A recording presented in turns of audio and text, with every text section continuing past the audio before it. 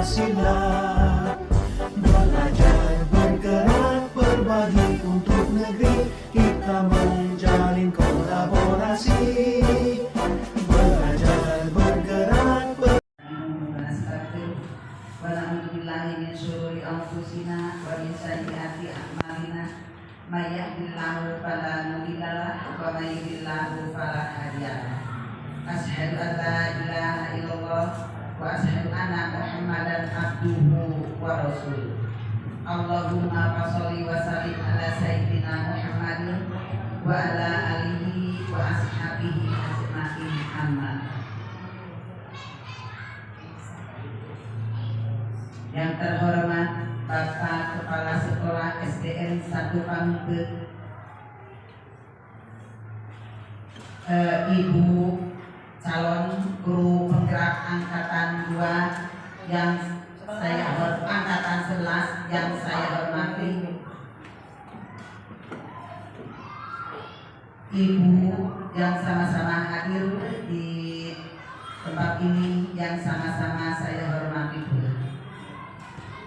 Pertama-tama kita panjatkan puji dan syukur kehadirat Allah Subhanahu wa Ta'ala, yang mana berkat beliaulah kita bisa berkumpul di acara yaitu diseminasi budaya positif atau menyebarkan pemahaman dan penerapan pengalaman budaya positif di sekolah. Salawat dan salam mugia dilipat curahkan kepada Nabi besar kita, yakni Nabi Muhammad Sallallahu Alaihi Wasallam, kepada para keluarganya, para sahabatnya, para tabi'innya, dan sampailah kepada kita sebagai umatnya. Amin ya Allah ya Rabbal Alamin.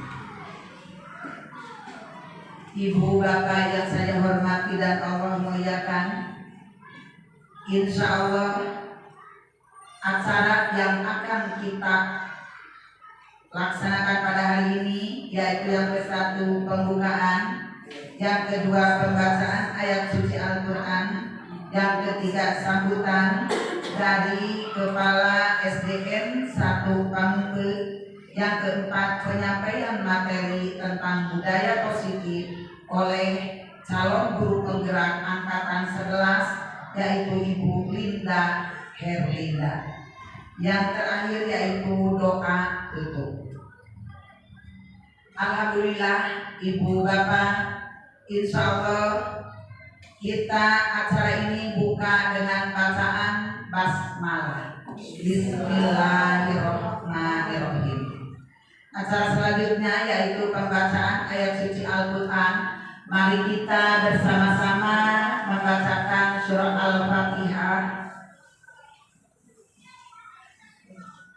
Bismillahirrahmanirrahim. Bismillahirrahmanirrahim. Alhamdulillahirabbil alamin. Arrahmanirrahim. Maliki yaumiddin. Iyyaka na'budu wa iyyaka nasta'in. Ihdinas siratal mustaqim. Siratal ladzina an'amta 'alaihim ghairil maghdubi 'alaihim waladdallin. Amin ya Allah ya rabbal alamin. Acara yang ketiga yaitu sambutan. Kami persilahkan kepada Bapak Kepala Sekolah SDN 1 Pamungpeut untuk membawakan yaitu sambutan. Kami persilahkan. Bismillahirrahmanirrahim. Assalamualaikum warahmatullahi wabarakatuh. Waalaikumsalam warahmatullahi wabarakatuh. Alhamdulillahirabbil alamin. Wa dini wa nasta'inu ala umuri dunya wa din wa ala alihi wa sahbihi ajma'in. Rabbi sholli sholli wa yassirli amri wa hlul min lisani yafqahu qawli.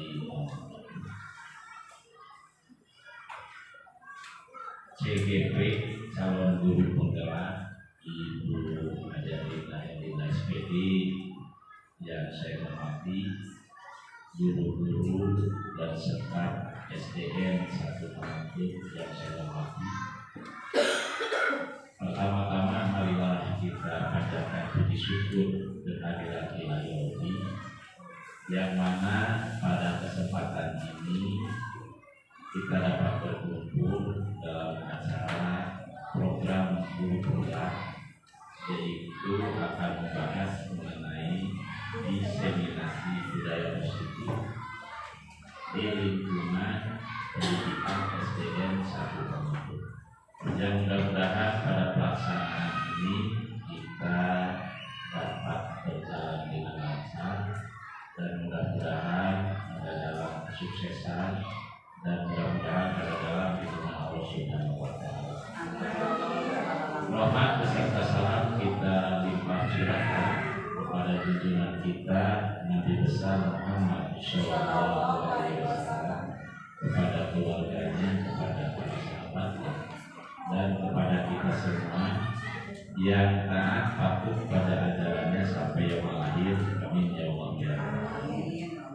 Bapak dan Ibu yang saya hormati, ini adalah merupakan program pemerintah, di mana pada program pemerintah itu adanya satu calon guru penggerak, terus yang kedua dengan adanya kurikulum merdeka. Jadi mengenai calon guru penggerak ini adalah terbuka untuk bagi semua guru, bukan tertutup. Bagi yang berminat itu silakan. Cuma mungkin bagi yang mau pensiun mah terkait dengan guru penggerak paling oke ngantri di BJP calon guru pensiun. Selanjutnya Bapak dan Ibu, saya selaku kepala sekolah di SDN 1 Pamangpeuk mendukung sekali dengan 100% dengan adanya guru penggerak, calon guru penggerak yang sudah daftar di SD 1 Pamangpeuk ini 2 orang. Parisma yaitu angkatan 9 berapa? Angkatan 4 paling dulu, terus lagi sekarang sudah menjadi kepala sekolah. Dan yang angkatan ke-11 ini adalah Ibu Linda dari SD Pamangpeuk. Pada kesempatan ini sekali lagi mohon maaf kepada semua guru-guru atas terganggunya ABM, sebab ini sama calon guru penggerak juga ini mendukung dengan adanya ABM, dan juga kegiatan ini adalah tidak terus menerus, baru 2 kali dengan pelaksanaan seperti ini. Mengenai dispensasi budaya positif ini adalah penyebaran dari budaya positif yang dilaksanakan di sekolah, di mana budaya positif di sekolah ini adalah nilai-nilai keyakinan dan kebiasaan-kebiasaan di sekolah yang berpihak pada siswa agar siswa tersebut berkembang menjadi pribadi yang baik. Budaya positif diantaranya adalah mencerminkan kepribadian terhadap anak didik yang dilaksanakan atau dilakukan setiap hari. Nah, itu adalah budaya positif, penuh hormat. Kalau dijabarkan di sini ada contoh budaya positif itu ada 5S.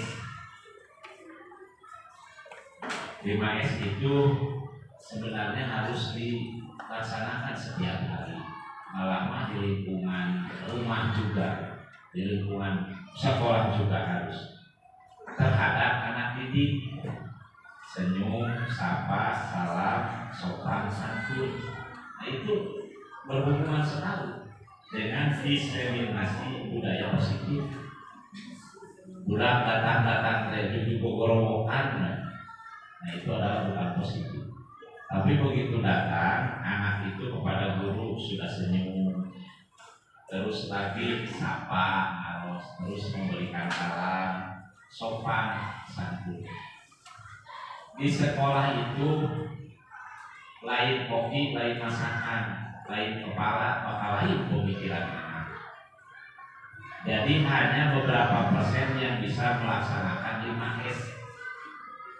Ada anak yang datang-datang beritik lupa ya. Ada anak yang datang-datang salam, sapa, senyum biasa ada. Nah itu adalah jadi tidak aneh di sekolah itu. Apalagi anak yang mau berangkatnya sok ribut hiji minta jajan, dua saya diundang ke pasti ke sekolah rewel aya balik aduh dengan ibu guru bisa terjadi.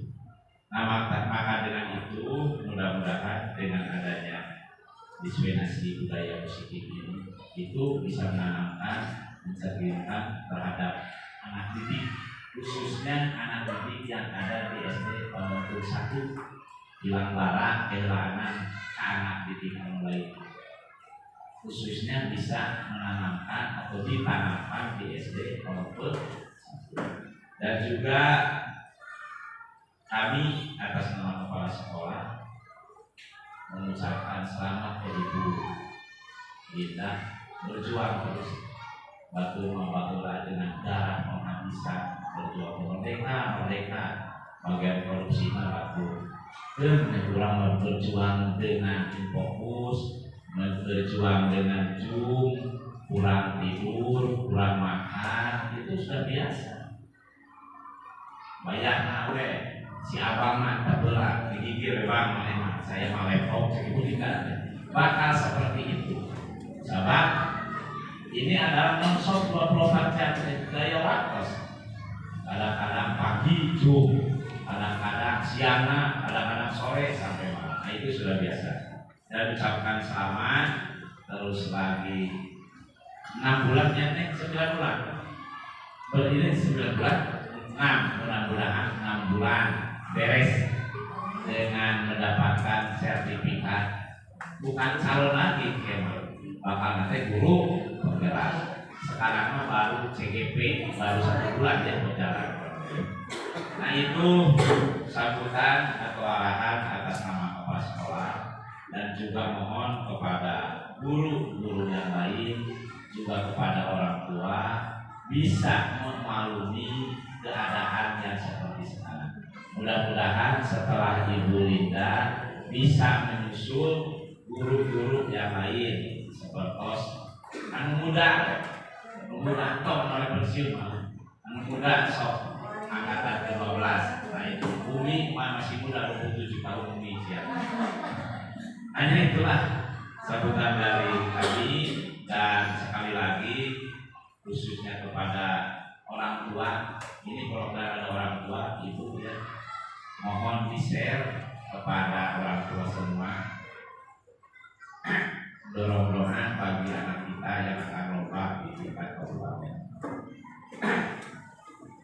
Dan mudah-mudahan 4 orang yang akan berjuang di tingkat kabupaten akan berangkat pada hari Selasa, berlombanya pada hari Rabu, dan Rasulullah mudah-mudahan kutiluan jelman dulu lagi suki kamu jelman 286 orang tua saya 51 pilah dulu nanti di kamu sok di share. Dan hari Selasa akan berangkat, kita doakan anak kita yang akan lomba PTBI, pembimbingnya 4 orang, berikut dengan Bapak hampir 9 orang yang akan berangkat. Titip di sini kelas, jadi diimpal bisa nanti orang tua ngasih mendoakan kepada anak didik yang akan berlomba FTBI di tingkat kabupaten, mudah-mudahan menjadi juara. Sing atuh tahun ayeuna nobar ini sing jadi juara. Amin. Ieu mah alangkah belasan juta dibatikan di mobilan terus dinaon deh. Jadi kita doakan khususnya Panginten SD Pamuput 1 yang 4 orang, umumnya dari kontingen Kecamatan Pamuput yang 14 orang. Mudah-mudahan salah satu bidang cabang menjadi juara. Dan berdoa insya Allah berdoa dari pelaksanaan dilatih budak TK berat, dilatih budak TK pilek, dilatih budak TK nyeri sirah, turunan kurang tidur, kurang. Tapi kita didorong oleh doa. Rupanya dari kami atas nama kepala sekolah, selamat kepada Ibu Linda. Terus dijalani, putus di tengah jalan. Terus berjuang, ulah menjadi CGP, jadi AGP, jadi guru penggerak. Karena sudah mempunyai identitas baju, jadi era baju bangun menurun. Terima kasih. Wassalamualaikum warahmatullahi wabarakatuh. Assalamualaikum warahmatullahi wabarakatuh. Kami ucapkan terima kasih kepada Bapak Haji Muhtar selaku Kepala Sekolah SDN 1 Pamuput yang sudah memberikan sambutan yang begitu bijaksana. Ada pantun Pak? Ada pantun Pak. Maka S di situ laksana. Bapak KS bijaksana. Bijaksana saya di orang Kagarut. Ini tadi nopun lu. Seri bar ini. Baiklah Ibu dan Bapak yang saya hormati dan Allah muliakan. Acara selanjutnya yaitu penyampaian materi tentang budaya positif oleh calon guru penggerak angkatan 11. Kami persilakan kepada Ibu Linda Herlinda. Ada pantun buat Ibu Linda. Makan lidah kucing dan duren. Bu Linda matching dan keren. Apa ya bahasanya? Punten dia teh badai penutupan senam rumahnya. Bapak badai penutupan senam. Sedang ini dia namanya itu bapak gerakan itu. Punten dia sadayana tuh. Kita istirahat aja. Aturan mah wilujeng nih. Iya badai dia senang penutupan senam.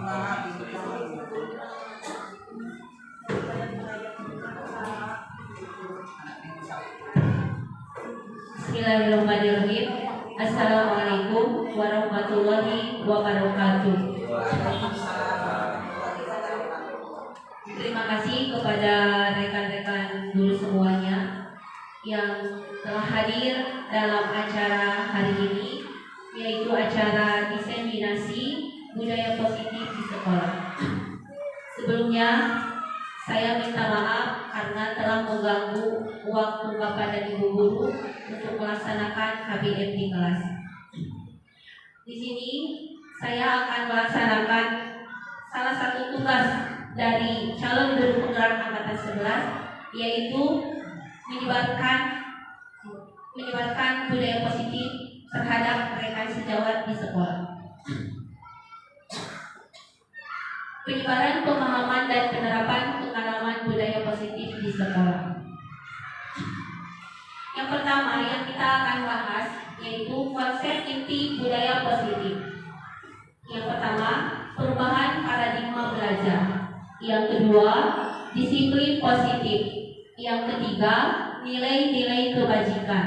Yang keempat, kebutuhan dasar manusia. Yang kelima, maksudnya begini ya Ibu, dari perubahan paradigma belajar itu nanti akan timbul motivasi perilaku manusia.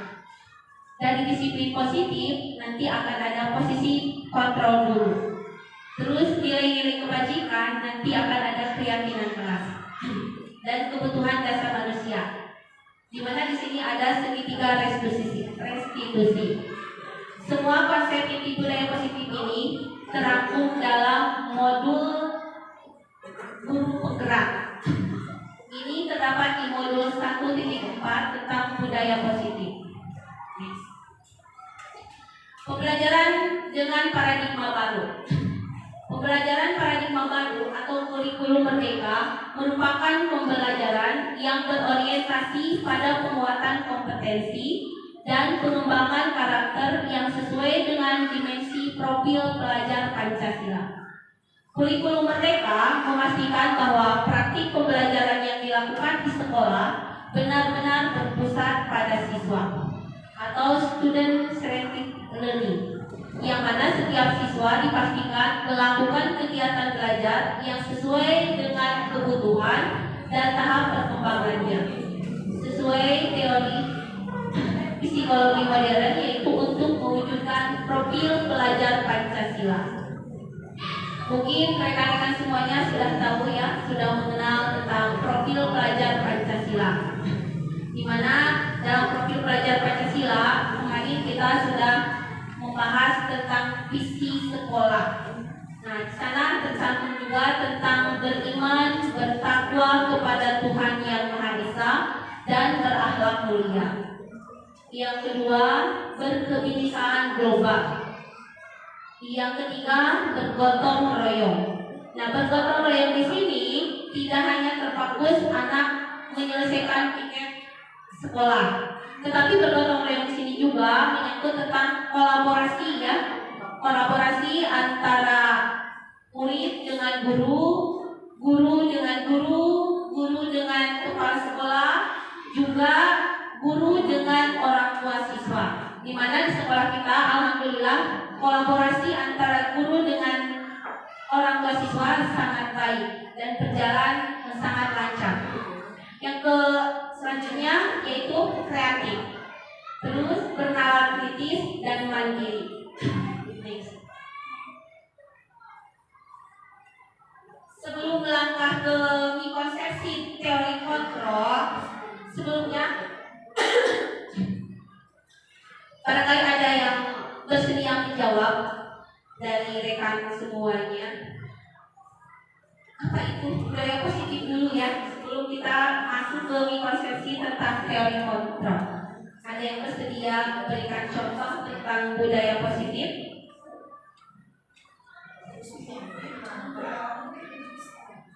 Sebelumnya kita berdoa sebelum dan sesudah belajar, itu juga budaya positif. Kemudian membaca surat-surat pendek, membacakan surat Al-Fatihah dengan artinya, itu adalah budaya positif menurut kita masing-masing. Iya, terima kasih kepada Ibu Eti yang sudah memberikan jawaban. Rekan yang lainnya barangkali ada yang mau menambahkan tentang budaya positif.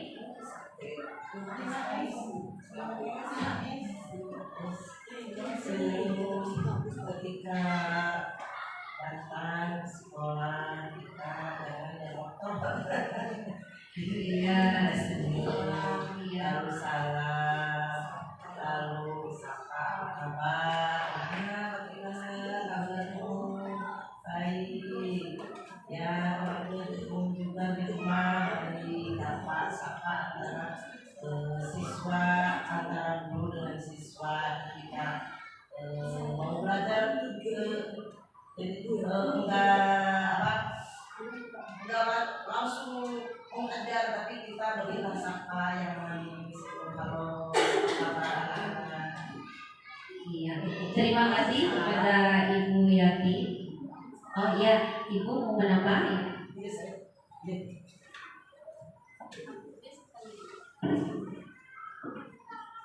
Menambah budaya positif. Alhamdulillah di SDN 1 Kampung ini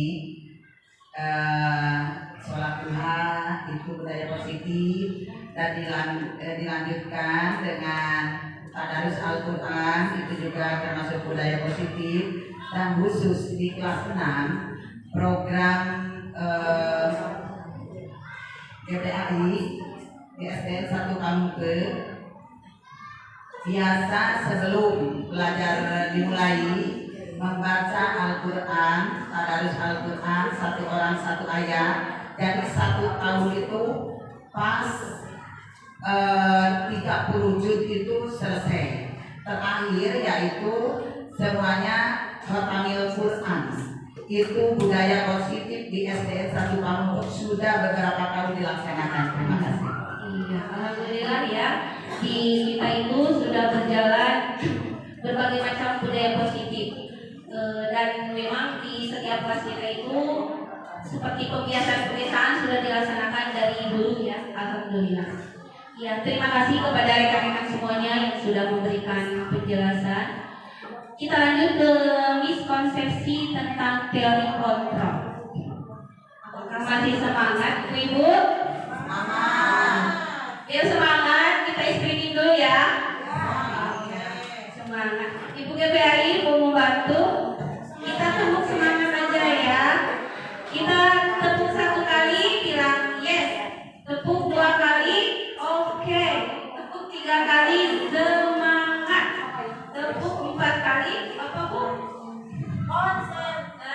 Konsentrasi. Kita sambil tepuk ya ibu-ibu. Yang terakhir tepuk 5 kali. Siap belajar. Siap ya. Siap mendengarkan, betul Ibu Rena. Ayo kita sama-sama ya. Yuk.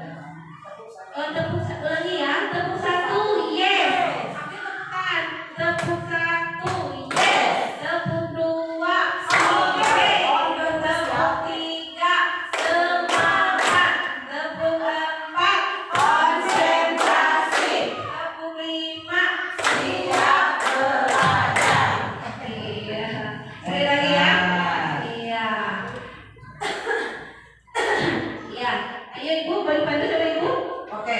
Biar Masih semangat Bu? Iya. Yuk kita tepuk. Tepuk smart teacher. Yuk kita semuanya tepuk smart teacher. Tepuk 1, tepuk 2, Oke. tepuk 3, Semangat. tepuk 4, Konsentrasi. tepuk 5. Siap belajar. Hebat keren. Terima kasih ya Ibu. Terima kasih semangat. Ya, kita lanjut ke teori selanjutnya yaitu miskonsepsi tentang teori kontrol. Yang pertama, kita itu berilusi ya, ilusi mengontrol murid. Dengan mengontrol murid, kita anggap bahwa murid itu bisa kondusif. Tapi kenyataannya tidak seperti itu ya. Yang kedua, ilusi bahwa kritik dan membuat rasa bersalah mampu menguatkan karakter. Yang ketiga, ilusi bahwa orang dewasa berhak memaksa. Yang terakhir, ilusi bahwa semua penguatan itu positif dan bermanfaat. Next. Untuk mengubah paradigma stimulus respon ke pendekatan teori kontrol, kita akan membagi 2 ya. Yang pertama stimulus respon, yang kedua teori kontrol. Dalam stimulus respon ada realitas atau kebutuhan kita sama, tetapi kenyataannya kebutuhan kita itu berbeda. Yang kedua, semua orang melihat hal yang sama. Pada kenyataannya, setiap orang itu memiliki gambaran yang berbeda. Betul tidak? Yang ketiga, kita mencoba mengubah orang agar berpandangan sama dengan kita. Tapi, yang sesungguhnya, kita berusaha memahami pandangan orang lain tentang dunia. Yang keempat, perilaku buruk dilihat sebagai suatu kesalahan. Teori kontrolnya, semua perilaku memiliki tujuan.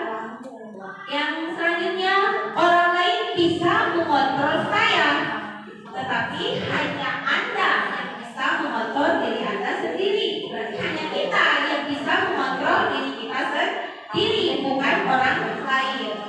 Selanjutnya, saya bisa mengontrol orang lain, tetapi tidak ya. Saya tidak bisa mengontrol orang lain, atau ibu dan bapak tidak bisa mengontrol orang lain. Terus pemaksaan ada pada saat bujukan gagal. Nyatanya kolaborasi dan konsensus menciptakan pilihan-pilihan baru. Jadi sebuah pemaksaan itu ada pada saat bujukan gagal, tidak ya. Yang jelas itu harus ada kolaborasi untuk menciptakan pilihan-pilihan baru. Yang selanjutnya, model berpikir menang atau kalah. Itu jelas salah ya. Model berpikir menang, dan menang. Next. Disiplin positif. Disiplin berasal dari kata disiplina, yang berarti belajar. Disiplin mengacu pada disiplin diri yang memiliki tanggung jawab terhadap apa yang dilakukannya berdasarkan nilai-nilai yang diyakininya. Jadi kita itu kalau melakukan sesuatu itu harus tanggung jawab terhadap apa yang kita lakukan, dan kita yakin bahwa yang kita lakukan itu benar. Disiplin positif itu merupakan salah satu cara penerapan disiplin yang bertujuan untuk menumbuhkan kesadaran serta memberdayakan peserta didik tanpa imbalan penghargaan atau reward ya, ancaman atau hukuman. Jadi kita itu kalau untuk mendisiplinkan murid, jangan dengan penghargaan atau dengan reward ataupun dengan ancaman atau hukuman. Karena apa? Kalau kita mendisiplinkan murid dengan reward atau penghargaan atau ancaman, jadi murid itu akan terfokus. Kalau kita dikasih reward, aku mah mau ke sekolah pagi karena nanti dikasih reward. Jadi bukan timbul dari diri dia sendiri, tapi karena ada penghargaan tersebut. Ataukah saya mau datang pagi karena takut dihukum sama ibu guru. Berarti nilai atau sikap yang murid timbulkan itu bukan karena kesadaran dirinya sendiri, tapi karena takut dihukum oleh murid. Nah, disinilah tugas kita sebagai pendidik harus bisa menerapkan disiplin positif terhadap anak. Jadi harus menghilangkan penghargaan atau reward ataupun ancaman terhadap anak.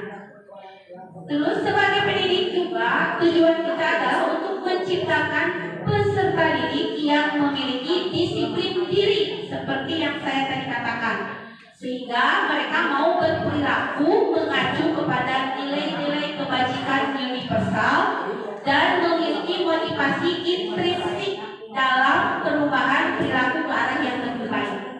Seperti tadi ya, intrinsik itu dari dalam diri, bahwa saya datang ke sekolah karena saya memang harus datang pagi ke sekolah. Jadi untuk penghargaan diri sendiri. Tapi mungkin sebelum kita menerapkan seperti itu, kita dulu sebagai pendidik yang harus menerapkan kepada diri kita sendiri dulu, untuk mendisiplinkan diri kita sebagai penghargaan diri kita, bukan untuk mendapat pujian dari bapak kepala sekolah atau pujian dari orang lain bahwa wah guru itu datang pagi, anak ini dipuji sama kepala sekolah. Tidak ya. Jadi kita datang pagi itu karena kita menghargai bahwa diri kita itu memang seorang pendidik yang harus mempunyai disiplin terhadap diri sendiri. Next. Sebelumnya barangkali ada yang mau menambahkan atau ada yang mau menanggapi tentang disiplin positif di sekolah, silakan. Atau mau di next saja? Lanjut. Next ya. Nilai-nilai kebajikan. Tadi kan di sebelumnya saya menerangkan bahwa harus ada nilai-nilai kebajikan. Yang seperti apa? Nah di sini nilai yang disepakati bersama lepas dari suku bangsa, agama, bahasa maupun latar belakangnya. Jadi nilai-nilai kebajikan itu harus disepakati ya, disepakati oleh semuanya. Contoh nilai-nilai kebajikan di sebuah institusi atau organisasi. Sekolah tentunya ya, profil pelajar Pancasila. Beriman dan bertakwa kepada Tuhan Yang Maha Esa dan berakhlak mulia, berkebinekaan global, gotong royong, mandiri, kreatif, dan bernalar kritis. Apakah di sekolah kita sudah menerapkan profil pelajar Pancasila? Sudah ya, itu alhamdulillah kita itu anak-anak alhamdulillah seperti yang tadi Ibu bertakwa terhadap Tuhan, berkebinekaan global juga, gotong royongnya juga di sini sangat bagus ya, kolaborasi dengan orang tua, anak-anak mandiri juga, kreatif juga, banyak yang mengikuti lomba seperti tadi kata Bapak KS dan berhasil memenangkan juara di tingkat kecamatan. Dan besok kan kita akan menghadapi kejuaraan di tingkat kabupaten. Yang kedua, ada Ibo Primarius Program, di mana di sini adanya toleransi, rasa hormat, integritas, mandiri, menghargai, antusias, empati, keingintahuan, kreativitas, kerjasama, percaya diri, dan komitmen. Nah, nilai-nilai kebajikan ini harus kita terapkan terhadap murid kita. Tentunya sebelum ke murid kita terapkan ke diri kita sendiri dulu ya, dengan rekan sejawat, dengan orang tua, dan akhirnya kita implementasikan terhadap murid kita. Terus yang ketiga, keterampilan hidup atau life skill. Dapat dipercaya, lurus hati, pendengar yang aktif, tidak merendahkan orang lain, dan memberikan yang terbaik dari diri. Nah, semua nilai-nilai kebajikan ini kita terapkan dalam kegiatan pembelajaran kita di sekolah. Next. Untuk melaksanakan kegiatan-kegiatan tersebut, di sini kita sebagai manusia mempunyai kebutuhan dasar ya, di mana kebutuhan dasar pada manusia itu merupakan unsur-unsur yang dibutuhkan oleh manusia dalam menjaga keseimbangan baik secara fisiologis maupun psikologis. Hal ini tentunya bertujuan untuk mempertahankan kehidupan dan kesehatan. Tentu ya, kebutuhan dasar manusia itu harus seimbang antara psikologis dan fisiologis. Ada 5 kebutuhan dasar manusia. Yang pertama, bertahan hidup. Bagaimana manusia bisa bertahan hidup? Yang kedua, kasih sayang. Seorang manusia atau seorang anak sekolah pasti membutuhkan kasih sayang, dan semua umat manusia pasti membutuhkan kasih sayang. Yang ketiga, kebebasan. Sama seperti halnya murid di sekolah itu, murid itu semuanya memiliki kebebasan dalam belajar. Yang keempat, kesenangan. Yang kelima, penguasaan. Dan ini semua menyangkut terhadap cara kita mengajar terhadap murid, yaitu kita belajar harus berpihak pada murid. Next. Dijelaskan satu persatu ya. Bertahan hidup. Di sini bertahan hidup, untuk bisa bertahan hidup seorang manusia itu pasti membutuhkan makanan, pakaian, tempat tinggal, keamanan, dan kesehatan. Yang kedua, kasih sayang dan rasa diterima. Rasa diterima, dipedulikan, berbagi, kerjasama, dan menjadi bagian dalam kelompok. Yang ketiga, penguasaan, di mana di sini ada harga diri, keinginan untuk dianggap, memimpin, berprestasi, diakui, dan didengar. Dan itu semua betul-betul ya harus kita terapkan di dalam kelas. Jadi semua kebutuhan dasar manusia itu akan terpenuhi. Yang keempat, kebebasan, di mana di sini artinya kebebasan itu mandiri, memiliki pilihan, mencoba hal baru, mampu mengendalikan arah dirinya. Dan yang terakhir, kesenangan. Kesenangan itu bisa berupa bermain, bercanda atau humor ya, antusiasme, juga tertawa-tawa, tapi bukan berarti tertawa sendirian ya. Next, motivasi perilaku manusia. Jadi ada yang timbul dari diri sendiri, ada juga yang pengaruh dari luar.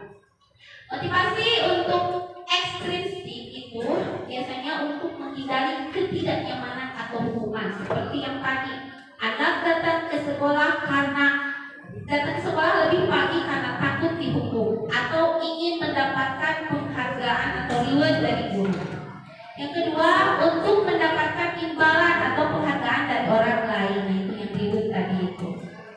Sedangkan motivasi intrinsik yang berasal dari diri sendiri itu nantinya anak itu atau kita untuk menjadi orang yang mereka inginkan dan menghargai dirinya sendiri dengan nilai-nilai yang mereka percaya.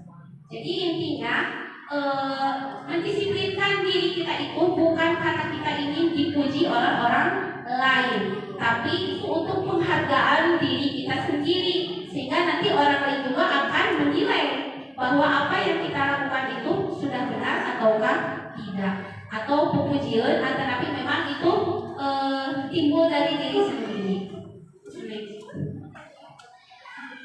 Kita perjelas tentang hukuman, konsekuensi, dan restitusi. Hukuman itu tidak terencana atau tiba-tiba. Yang kedua, murid tidak tahu apa yang akan terjadi atau dilibatkan. Yang ketiga, bersifat satu arah. Yang keempat, berupa hukuman fisik atau psikis. Jadi hukuman di sini memang kadang kita atau barangkali ada yang mau mencontohkan tentang hukuman tidak terencana atau tiba-tiba. Ada yang mau mencontohkan? Oke.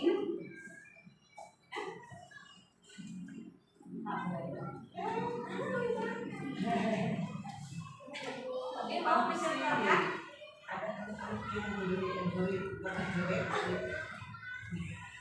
Ya, misalkan suka masih ada yang mendengar, tapi kayaknya di sekolah kita sudah tidak ada ya, ibu-ibu. Ada anak misalkan datang ke sekolah tidak memakai sepatu, tiba-tiba gurunya datang menegur anak tersebut. Kenapa kamu tidak memakai sepatu? Sepatu saya Pak basah karena dicuci belum kering. Nah, guru tersebut tetap tidak mau menerima bahwa sepatunya basah. Lantas anak tersebut dihukum. Dihukumnya nanti bereskan WC setelah kamu pulang sekolah karena kamu tidak memakai sepatu. Nah, itu adalah hukumannya. Hukuman dan murid itu tidak tahu apa yang akan terjadi ya. Terus sifatnya juga satu arah kan. Tiba-tiba memberikan hukuman saja tanpa ada apa-apanya karena ada satu kesalahan. Nah, sifat seperti itu tidak boleh dilakukan oleh seorang guru karena itu sudah melanggar hak murid. Yang kedua ada konsekuensi. Konsekuensi itu terencana atau disepakati sesuai peraturan. Yang kedua, murid tetap dibuat tidak nyaman. Yang ketiga, sikap guru selalu memonitor murid. Mungkin di sini kita contohkan ya. Kita kasih konsekuensi terhadap anak.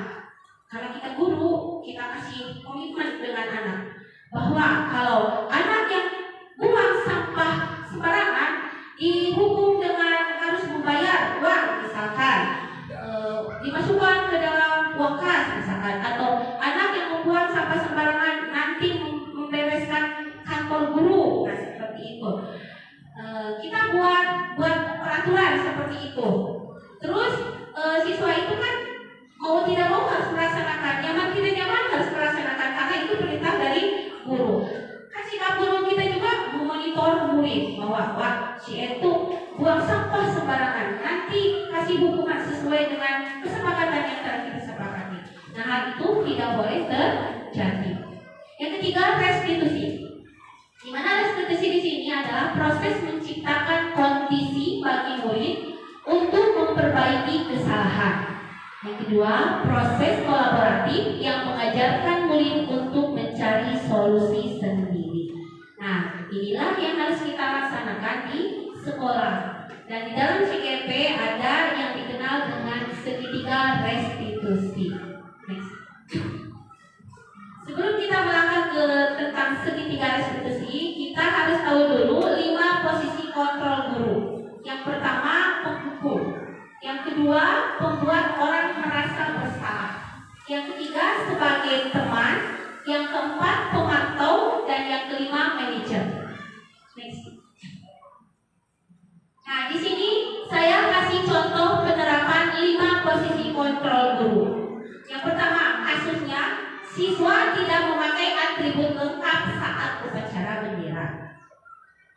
Sebagai penghukum, guru itu kepada siswa yang tidak memakai atribut lengkap harus hormat pada bendera selama 1 jam. Itu guru penghukum. Pembuat merasa bersalah.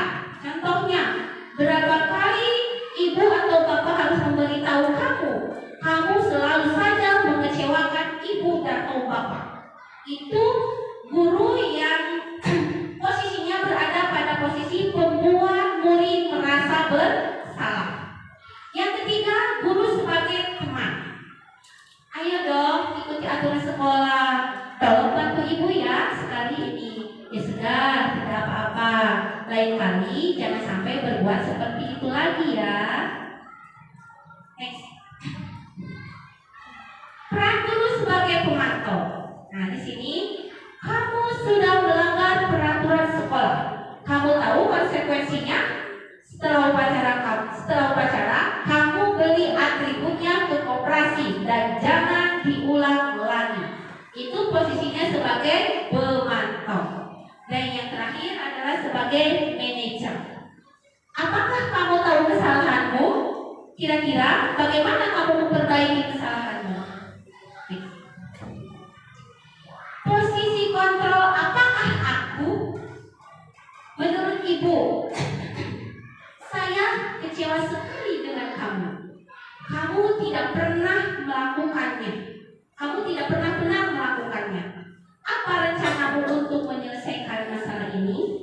Ayolah demi ibu, ya. Kamu tidak pernah mendapat nilai jika tidak mengerjakan tugas. Nah, di sini kita akan bisa memposisikan posisi kontrol apakah aku ini. Menurut Bapak dan Ibu, kita harus berada di posisi kontrol yang mana biar murid merasa nyaman. Nah, sebagai teman ya, ayolah lakukan demi ibu ya. Nah, itu. Ya. Jadi anak itu kita lemah lembut. Jadi kita melakukan, kita mencontohkan anak itu melakukannya demi ibu dulu. Nanti kita jelaskan di segitiga diskusi ya. Next. Nah, ini ada keyakinan kelas. Coba saya mau bertanya, mengapa keyakinan kelas bukan peraturan kelas? Sekarang ini kan, sekarang ini kan, kalau dulu kita itu mengenal aturan kelas atau tata tertib kelas. Nah, sekarang itu bukan ya, tapi keyakinan kelas. Mengapa? Coba. Saya mau menjelaskan. Kesepakatan bersama anak. Jadi anak sendiri yang mengungkapkan kalau saya melakukan kesalahan ini konsekuensinya seperti ini. Jadi mungkin ya saya kan belum belajar sampai ke sini, cuman pemikiran abstrak mengapa keyakinan kelas bukan peraturan kelas. Mungkin kalau peraturan kelas rata-ratanya yang buat itu sekolah atau guru. Kalau keyakinan kelas biasanya kesepakatan bersama antara anak dan guru. Anak itu mau melakukan kesalahan yang seperti ini, konsekuensinya seperti itu karena atas dasar keyakinan dia sendiri dan mau tidak mau dipatuhi dari nuraninya dia sendiri. Iya, terima kasih ya Ibu Arini yang sudah menjelaskan dengan baik. Iya, sekarang itu sudah tidak zaman ya Bapak dan Ibu peraturan kelas, tetapi sekarang itu keyakinan kelas. Seperti di kelas 6 saya sudah membuatkan kesepakatan kelas di sana. Nah, kesepakatan kelas itu dibuat oleh siswa sendiri dengan guru dan disepakati oleh semua warga kelas 6. Maka setelah disepakati keyakinan tersebut, saya paparkan di belakang sana ada kesepakatan yang telah dibuat oleh siswa kelas 6 SDN 1 Pamungke. Jadi betul, kalau keyakinan kelas itu dibuat oleh anak dengan guru, kalau peraturan itu dibuat oleh sekolah, ditentukan oleh sekolah tanpa melibatkan anak. Itu. Next. Pembentukan keyakinan kelas. Nah, di sini saya ada gambar yang bisa saya tempel di belakang. Saya masukkan di sini. Bersifat abstrak ya. Yang kedua berupa pernyataan universal. Yang ketiga dibuat dalam pernyataan positif. Yang keempat sedikit saja agar mudah diingat. Jadi tidak usah panjang-panjang. Yang penting anak mengingat apa keyakinan yang sudah dibuat oleh mereka. Terus sesuai dengan kondisi kelas dan sekolah sehingga mudah diterapkan. Yang terakhir, semua warga kelas dilibatkan saat membuat keyakinan. Nah, mudah-mudahan di kelas yang lainnya besok atau lusa mulai ditempel ya tentang keyakinan kelasnya di kelas. Iya. Next. Nah, yang tadi kita tunggu ya segitiga restitusi. Di sini segitiga restitusi itu yaitu suatu proses dialog yang dijalankan oleh guru agar dapat menghasilkan murid yang mandiri dan bertanggung jawab. Nah, di mana dalam segitiga restitusi itu ada 3 tahap ya. Yang pertama menstabilkan identitas. Yang kedua validasi tindakan yang salah. Yang ketiga menanyakan keyakinan. Ada video yang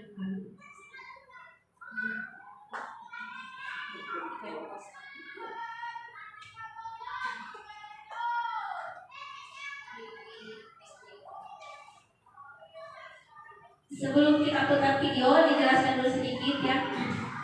Di SD.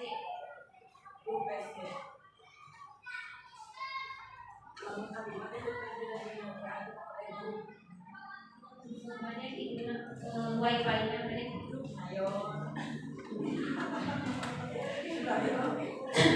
Jadi segitiga restitusi itu untuk menyelesaikan masalah di kelas. Yang pertama kita menstabilkan dulu identitas. Kembali ke materi. Yang pertama menstabilkan identitas. Contoh, ada anak datang terlambat ke sekolah karena anak tersebut bangunnya kesiangan sehingga sekolahnya terlambat. Nah, kita ketika anak datang terlambat tidak boleh seperti itu. Kamu kenapa datang terlambat? Dari mana saja kamu?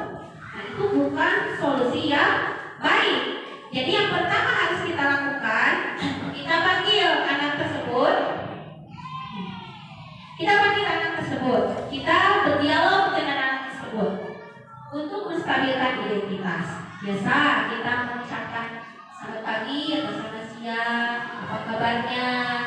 Terus, kenapa kamu dipanggil ke sini? Tahu tidak kenapa kamu dipanggil ke sini? Nah, saya kan tahu apa kesalahan kamu. Saya datang terlambat ke sekolah. Kenapa kamu datang terlambat? Bangunnya kesiangan. Nah, kita tidak boleh langsung ya, baik-baik jangan, tidak. Tapi kita seperti ini harusnya. Ya, tidak apa-apa kamu datang terlambat ke sekolah hari ini. Karena setiap manusia pasti pernah melakukan kesalahan. Hari ini kamu tidak apa-apa datang terlambat, wajar saja. Tetapi di sana kita validasi tindakan yang salahnya. Yang pertama stabilkan dulu identitas dengan tidak menyalahkan murid.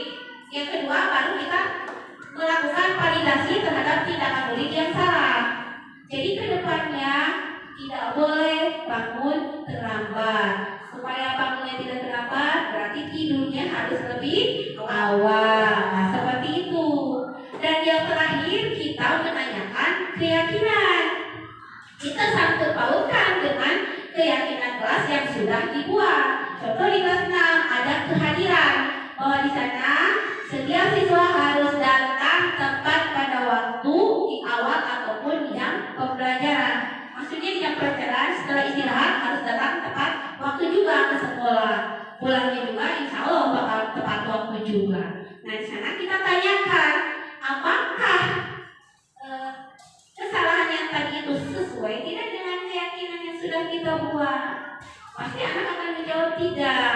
Kita tunjukkan bahwa itu sudah melanggar kesepakatan kelas. Nah,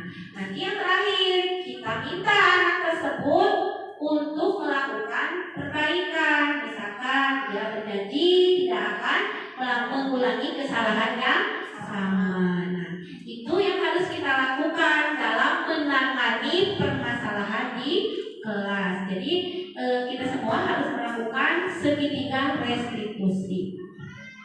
Jangan sebagai guru kita jangan sebagai penghukum seperti tadi atau pembuat merasa bersalah ataupun sebagai pemantau ataupun juga sebagai manajer. Nah, di sini kita itu harus lebih bersifat ke teman yang bisa diajak bicara dengan baik. Next. Segitiga restitusi menstabilkan identitas. Ya, seperti yang sudah saya tadi contohkan, bahwa berdasarkan prinsip pembuat kesalahan adalah bagian dari proses pembelajaran. Jadi setiap anak wajar kalau berbuat salah, karena tidak ada manusia yang sempurna. Ibu juga pernah melakukan hal yang sama, datang terlambat ke sekolah, tapi insya Allah di sini tidak ada ya. Terus kamu berhak merasa begitu. Itu misalkan kalau berhak merasa begitu seperti begini ya. Ketika ada anak yang berantem di kelas, kemudian ditanya apa permasalahannya. Misalkan permasalahannya hasil belajarnya dicontek, lantas anak tersebut marah. Nah, kita kasihlah pernyataan bahwa kamu berhak merasa begitu karena itu hasil pekerjaan kamu yang sudah dicontek. Tetapi kamu juga harus bisa mengontrol emosi kamu. Next. Yang kedua, validasi tindakan yang salah. Seperti yang sudah tadi saya contohkan, itu berdasarkan prinsip setiap perilaku berupaya memenuhi suatu kebutuhan tertentu. Nah, di sini bisa kita melakukan kata-kata atau kalimat seperti yang digambarkan di infobus ya. Kamu pasti punya alasan mengapa kamu melakukan hal itu. Yang kedua, padahal kamu bisa melakukan hal yang lebih buruk dari ini ya. Terus kamu patut bangga karena telah melindungi sesuatu yang membuat kamu penting. Kamu melakukannya karena mempertahankan sesuatu yang penting bagimu. Next. Dan yang terakhir adalah keyakinan. Nah, keyakinan itu pada dasarnya termotivasi secara intrinsik. Jadi kita itu menanyakan keyakinan itu harus berasal dari diri anak sendiri. Ada yang mau berbagi tentang prestasi? Oh boleh, silakan. Bertanya boleh? Boleh ibu. Bismillah. Tentang dari tadi ya, sedikitnya menyimak tentang konsekuensi kesalahan anak. Di sini saya pikir kadang pendidikan itu standar ganda. Dari SD kita sudah beberapa kali ganti kurikulum. Di kurikulum 2013 itu masih ada himbauan buat anak yang masih ada bentuknya sanksi, hukuman, dan kurikulum sekarang lebih merdeka. Di kurikulum 2013 kemarin sepertinya lebih longgar daripada KTSP untuk anak, dan hasilnya lihat di lapangan itu semakin banyak anak yang tidak bertanggung jawab. Seperti di kalangan SMA, SMP, SD pun banyak pembulian. Kita sudah banyak seperti itu. Melihat kenyataan itu karena mungkin pendidik mengikuti kurikulum yang sekarang. Guru menegur diajukan ke polisi, guru menegur orang tua marah gitu kan. Padahal kalau menurut saya setiap apa yang dilakukan oleh anak itu ada konsekuensi. Dari kecil itu harus diajarkan konsekuensi dari melakukan kesalahan itu bagaimana supaya bisa belajar bertanggung jawab ya buat diri sendiri terutama. Kalau ini bukan jadi kegelisahan sebagai guru yang mungkin bukan hanya saya. Kan kalau sudah kita di sekolah masih bisa, guru itu masih bisa baik-baiki gitu kan. Nah, nanti anak besar, semakin besar, tumbuh di lingkungannya, kalau dari kecil kurang rasa tanggung jawab dan karena dari kecil misal dibebaskan karena tidak ada konsekuensi, bagaimana dia akan hidup di masyarakat? Gitu. Bagaimana dia akan hidup di masyarakat sementara negara kita itu negara hukum. Satu kesalahan pun ada hukumannya, ada aturannya.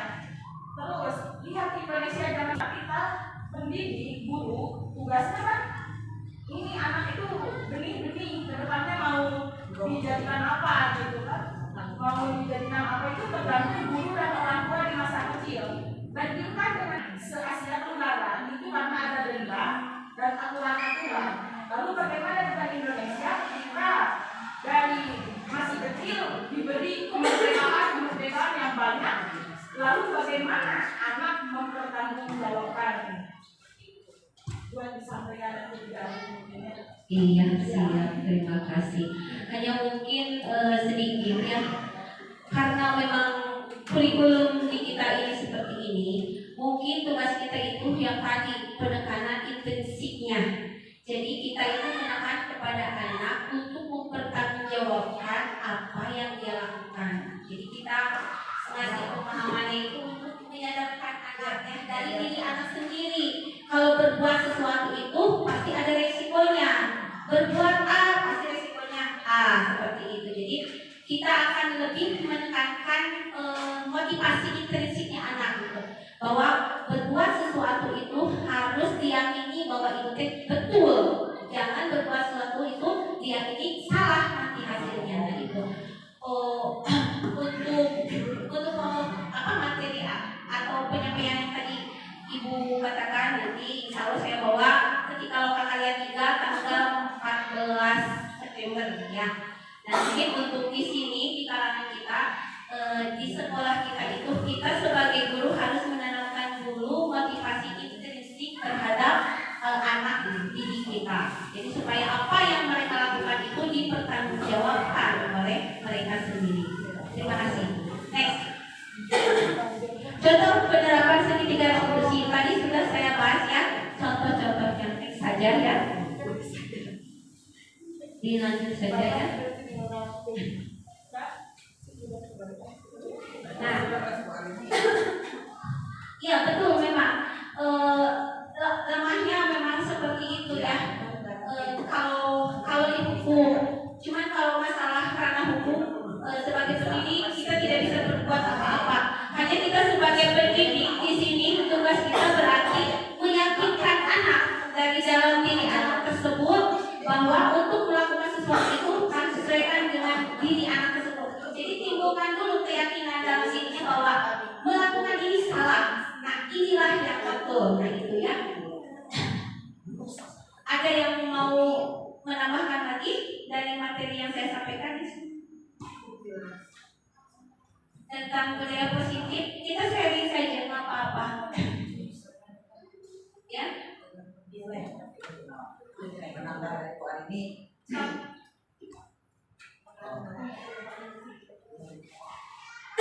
Menambahkan untuk zaman sekarang ya, mungkin juga dipengaruhi oleh HP. Iya, itu eksplisit ya. Eksplisit. Sangat berat tugas pendidik sekarang karena contohnya di HP itu kan kalau dulu kan kalau itu ada hati yang luka juga, lagu hati yang luka langsung ya sama pemerintah jadi apa namanya itu alih bebas sama bebas-bebasnya di HP itu panita ya itu mungkin Ya, terima kasih. Makanya ya ibu-ibu, bukan saya mau menggurui, tapi kita sama-sama sebagai pendidik berusaha mungkin di sekolah untuk memajukan anak-anak didik kita menjadi anak didik yang mempunyai budaya positif yang tinggi ya, menerapkan disiplin positif yang tinggi. Seperti tadi betul tidak dipungkiri bahwa untuk motivasi ekstrinsiknya dari luarnya itu, dari pengembangan teknologi itu sangat besar pengaruh Nah, kita jejali dengan tadi iman dan takwa itu ya. Yang pertama tadi itu iman dan takwa. Di sini di kita kan ada pembiasaan-pembiasaan. Nah, di sana kita selipkan terhadap anak supaya anak itu lebih mengerti gitu. Apa konsekuensinya apabila anak melakukan kesalahan. Tapi yang utama yang tadi itu, jadi harus memunculkan dari dalam diri anak tersendiri. Jadi anak itu harus betul-betul menyadari, bukan karena paksaan dari orang lain. Nah, itu mungkin tugas kita sebagai guru yang agak sulit ya. Dan itu semua membutuhkan kolaborasi atau kerjasama seperti yang tadi ya gotong royong. Kita perlu kerjasama dengan orang tua untuk mendidik anak-anak didik kita, karena kita juga sebagai pendidik tidak bisa merubah anak 100% ya, karena di sekolah kita terbatas. Jadi kita harus melakukan komunikasi yang baik dengan orang tua, mengkomunikasikan hasil belajar anak di sekolah terhadap orang tua, apa lebihnya, apa yang perlu dibantu oleh orang tua. Nah, disinilah mungkin tugas orang tua dan kita harus betul-betul mencari kerjasama yang baik. Ada lagi yang mau menambahkan sebelum ditutup? Iya. Dan tadi menambah tentang tadi perkataan dari pertanyaan dari Bu Arini dan dilanjutkan dengan kerja sama antara orang tua dan guru. Memang itu kalau tidak ada kerjasama, bahkan upami surga sasunan bakal timpang. Nah, saya sebagai guru agama di SD 1 Pamungke, harapan saya jangan sampaikan mendidik anak itu, tapi maaf, misalkan kubur rumah neng geus bahasa teh dirautan yuk kesini antara pi anu nyarios awal oke hes jangan bilang gitu, itu adalah perkataan yang tidak baik. Nah, hari kita orang tua cicing, jangan sampai yuk kita sama-sama mendidik anak dengan perkataan kalimat atau kalimat thayyibah, kalimat yang baik. Nah, jangan sampaikan di luar kata-kata yang tidak baik itu, sampaikan disampaikan sama orang tua atau di lingkungan, terutama itu di lingkungan, dan disampaikan oleh orang tua. Jangan sampaikan perkataan yang tidak baik itu diucapkan sama orang tua, gitu ya. Tapi tidak semuanya orang tua begitu. Ya. Nah, jadi istilahnya teuing ari di sakola mah belajar agama teh cara berbicara yang baik, cara sopan santun yang tadi 5S teh ya didugikeun, tapi tos di bumi mah di orang tua atau di keluarga. Nah, begitu. Jadi yuk kita sama-sama mendidik anak itu dengan positif-positif, kalimat-kalimat yang baik atau kalimat-kalimat thayyibah. Nah, itu saja ya.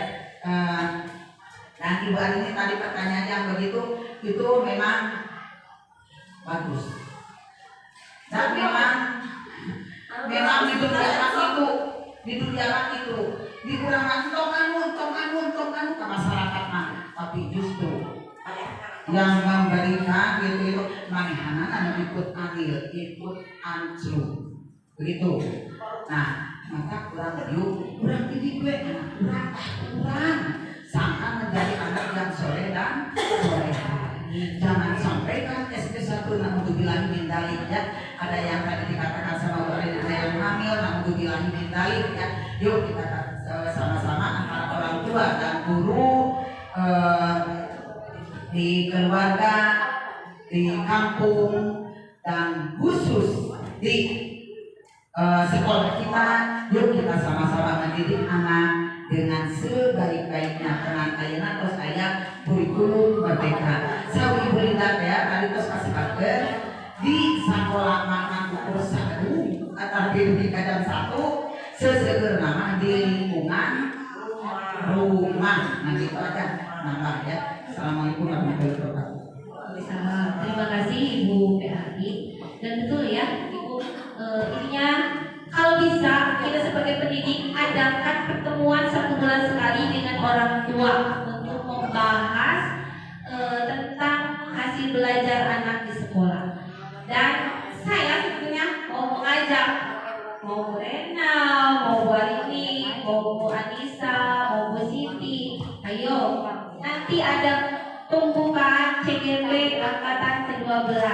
Silakan untuk mengikuti seleksi CGP angkatan ke-12. Ada lagi yang mau menambahkan? Atau tutup saja? Iya. Terima kasih ya. Jadi dalam rangka penerapan program disiplin positif, hendaknya kita sebagai guru memiliki standar kepribadian, profesional dan sosial yang baik, di mana guru mampu merefleksi dirinya dalam posisi kontrol saat ini. Bagaimana perjalanan dirinya sebagai among atau manajer yang menuntun murid-muridnya menjadi insan yang mandiri, merdeka dan bertanggung jawab sesuai dengan standar nasional pendidikan. Demikian materi yang saya sampaikan hari ini tentang diseminasi budaya positif di sekolah. Saya mengucapkan terima kasih kepada rekan-rekan guru semuanya yang sudah bersedia hadir untuk mengikuti acara ini. Saya ucapkan terima kasih. Semoga apa yang sudah Bapak Ibu lakukan hari ini mendapatkan pahala dari Allah Subhanahu Wa Taala. Amin ya Allah ya Rabbal Alamin. Saya tutup dengan bacaan hamdalah alhamdulillahirabbil alamin. Dan saya serahkan kepada pembawa acara. Alhamdulillah, kami ucapkan terima kasih kepada Ibu Linda yang matching dan keren yang sudah membawakan materi yaitu tentang diseminasi budaya positif. Alhamdulillah sudah selesai. Mudah-mudahan ilmu yang diberikan sama Ibu Linda mudah-mudahan bermanfaat bagi kita semuanya. Amin ya Allah ya Rabbal Alamin. Alhamdulillah usai sudah pelaksanaan acara pada hari ini. Saya selaku pembawa acara mohon maaf atas segala kekurangan dan keilapan baik lisan maupun perilaku dalam membawakan acara ini. Mari kita sama-sama kita akhiri dengan membaca doa.